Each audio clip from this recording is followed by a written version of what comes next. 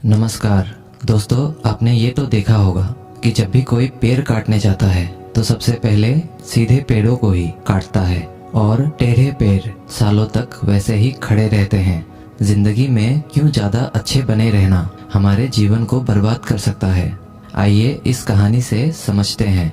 बात उस समय की है जब गुरुकुल में शिक्षाएं हुई करती थी, अर्थात सारे ही बच्चे गुरुकुल में शिक्षा पाने के लिए जाते थे, वहीं पर रहते थे और वहीं पर प्रगति का आनंद लेते थे और पूरी जिंदगी वहीं पर अपनी शिक्षाएं ग्रहण करते थे। ऐसे ही एक गांव से मोहन नाम का युवक गुरुकुल में पढ़ाई करने के लिए जाता है। उसके माता पिता बचपन में ही उसे गुरुकुल में पढ़ाई के लिए भेज देते हैं। गुरुकुल जाने के बाद वह अपने सहपाठियों के साथ बहुत सालों तक बहुत अच्छी शिक्षाएं ग्रहण करता है। उसे वहां पर जीवन के सिद्धांत सिखाए जाते हैं। उनमें से ही एक सिद्धांत यह सिखाया जाता है कि हमेशा भलाई का काम करो, अच्छा काम करो, सबकी मदद करो। यही ज्ञान मोहन के दिमाग में बहुत अच्छे से बैठ गया था।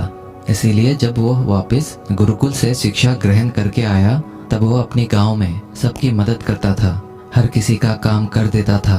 कोई भी युवक उससे कोई भी काम करने के लिए कहता तो वो मना नहीं करता था। लेकिन जैसे जैसे समय बीतता गया, एक दिन उसने अपने कानों से छुपकर सुना कि गांव के कुछ युवक उसका मजाक बना रहे हैं और सब कह रहे हैं कि वो तो बस फायदा उठाने के लिए है, उसके तो मजे लो, उससे तो अपने काम निकलवाओ। वो किसी के काम को मना नहीं करता है, वो दूसरों के काम करने के लिए अपने खुद के काम भी छोड़ देता है। बताओ कितना मूर्ख है। ये सारी बातें सुनने के बाद मोहन के कान में खून उतर आया। वो निस्वार्थ रूप से सबकी मदद करता था, सच्चे दिल से करता था, लेकिन बदले में उसे क्या मिला यह सुनकर उसका दिल सहम गया। उसने मन ही मन में निश्चय किया कि आज के बाद वो किसी की भी मदद नहीं करेगा। और अब मोहन गांव का ऐसा युवक बन गया था जो किसी की भी मदद नहीं करता था। चाहे कोई कितनी भी मुश्किल, कितनी भी परेशानी में क्यों ना हो, वो किसी की मदद नहीं करता था। मोहन को अब किसी भी बात से फर्क नहीं पड़ता था। उसके इस व्यवहार को देखकर गांव वाले आश्चर्य में रहते थे। कल तक जो लड़का दया का सागर था, इतना दयालु था, कुछ ही समय में इतना निर्दय कैसे हो गया। ये सब देखकर मोहन के माता पिता को भी उसकी बहुत चिंता होने लगी। उन्होंने अपने बेटे से पूछा, बेटा ऐसी क्या बात हो गई कि तुम इतने बदल गए हो। फिर मोहन ने कहा, हाँ, इस जमाने में किसी की भी भलाई करके कुछ हासिल नहीं होता है। यह बात मैं महसूस कर चुका हूँ। मैंने जीवन में जितनी भी शिक्षाएं गुरुकुल से ग्रहण की थी वो सारी शिक्षाएं बेकार चली गई, वो व्यर्थ हो गई, क्योंकि ये संसार किसी का भी नहीं है। यहाँ सच्चे दिल से कोई भी किसी की भी मदद कर दे उसको बेवकूफ समझा जाता है। ये सारी बातें कहते कहते मोहन वहीं पर रोने लगा और इसके बाद मोहन बहुत परेशान रहने लगा। उसके माता पिता पहले वाला मोहन लौट कर आ जाए, बस यही चाहते थे। वह वही मोहन चाहते थे जो सब लोगों की मदद करता था। लेकिन उनका बेटा कहीं दूर निकल चुका था, कहीं खो गया था। दिन ब दिन मोहन के साथ हालात और भी गंभीर होते चले गए। एक दिन उनके माता पिता को पता चला कि पड़ोस के गांव में एक बौद्ध भिक्षु आए हुए हैं और वह मानव स्वभाव के बारे में बहुत कुछ बता सकते हैं। इसीलिए मोहन के माता पिता मोहन को लेकर उस बौद्ध भिक्षु के पास पहुंचे।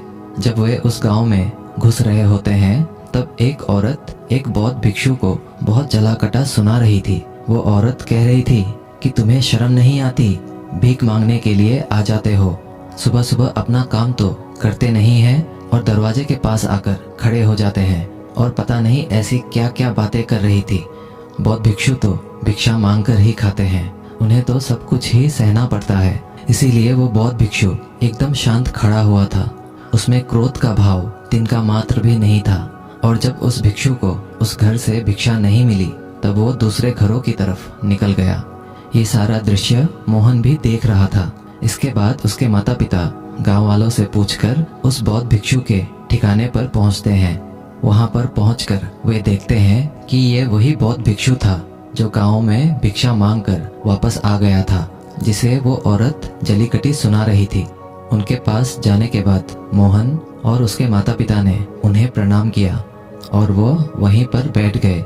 इसके बाद मोहन के माता पिता ने सारी परिस्थितियां उस बौद्ध भिक्षु के सामने बयां कर दी उन्होंने अपने बेटे का जिक्र करते हुए बताया कि ये हमारा बेटा पहले बहुत दयालु हुआ करता था, सबकी मदद करता था, लेकिन अचानक पता नहीं इसके जीवन में क्या हो गया है कि अब ये किसी की भी मदद नहीं करता है।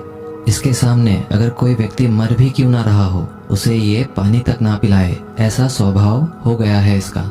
हम ये समझ नहीं पा रहे हैं यह बदलाव अचानक से हुआ कैसे।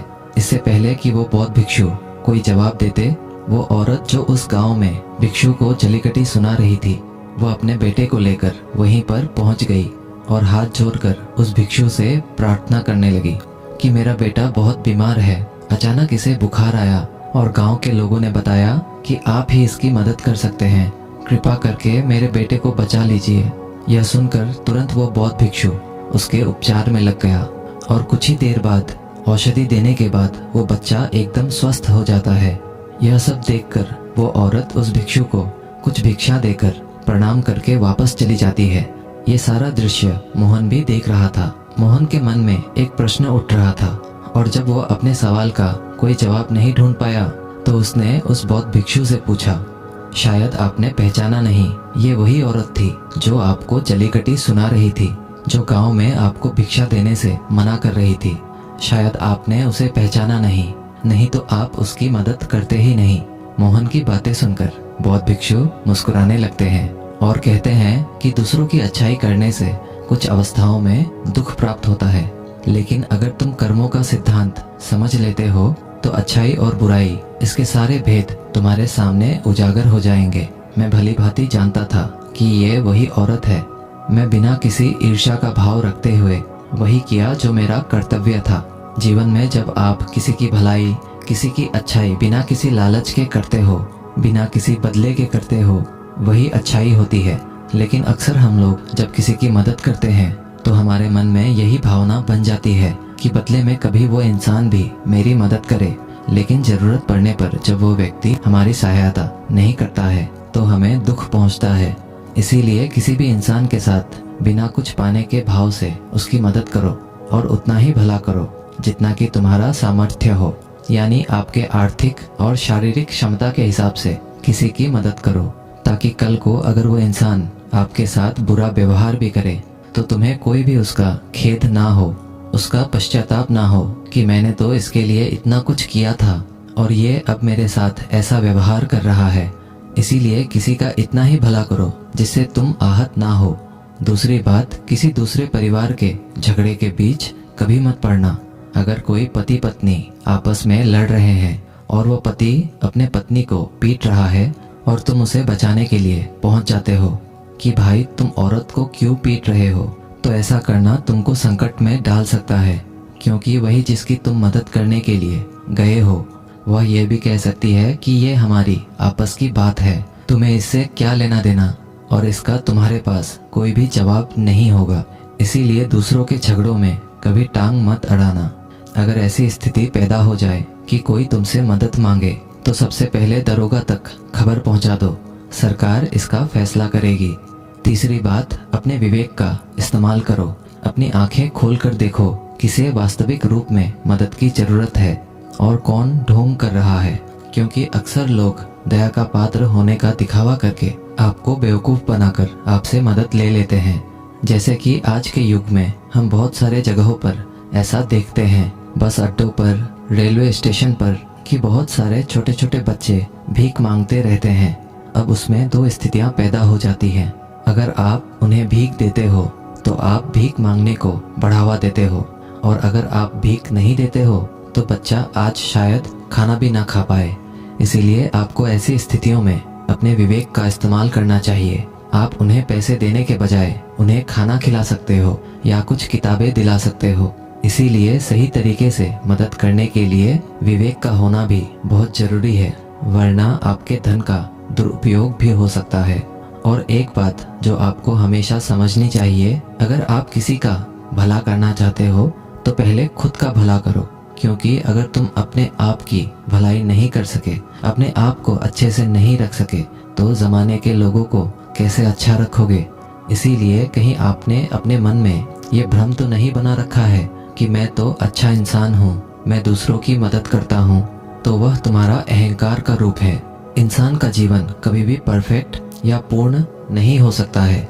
हम हमेशा अपने जीवन में परफेक्शन पाने की कोशिश में रहते हैं। इसीलिए दूसरों को बदलने के बजाय खुद को बदलने में ज़्यादा ध्यान दें और आपको इसके लिए भी भीड़ में अकेले रहने की कला सीखनी होगी। आप सबके साथ हैं, सब में उपस्थित हैं, लेकिन अंदर से एकांत में हैं। अंदर से आप शांत हैं, अंदर से आप मौन हैं। जब आप अपने एकांत को देख लेते हैं तो आपकी अंतर यात्रा शुरू हो जाती है। अपने अंदर के एकांत को पाने के लिए आपको मेडिटेशन करना होगा, ध्यान करना होगा। आपको रोज़मर्रा की ज़िंदगी में ध्यान को ज़िंदगी का हिस्सा बनाना होगा, ध्यान को वक्त देना होगा। इसके बाद आप जीवन में पाओगे कि आपके अंदर जो एकांत है उसमें परम आनंद है। वह आनंद इस दुनिया के किसी वस्तु में नहीं है, किसी मोह में नहीं है, किसी वासना में नहीं है। नदी के किनारे में पड़ा हुआ छोटा सा पत्थर भी उस नदी के बहाव में कट कट कर बहुत मुलायम हो जाता है। उसमें कोई दरार, कोई कोना नहीं बचता है। उसी तरह ध्यान के निरंतर बहाव में बहने से उसी तरह आपका मन निर्मल हो जाता है, जिसके बाद हमें अच्छे बुरे की बहुत अच्छे से पहचान हो जाती है। जिसके बाद हम अपने वर्तमान को समझते हैं, हमारे अंदर करुणा का उदय हो जाता है। इसीलिए दोस्तों, आज से ही अपनी अंतर यात्रा शुरू कर दें, अपने जीवन के आनंद को पहचानें, तो जीवन के जो आपके पल बचे हुए हैं उसे उस परम आनंद में बिताओ और अच्छे काम करते रहो। धन्यवाद।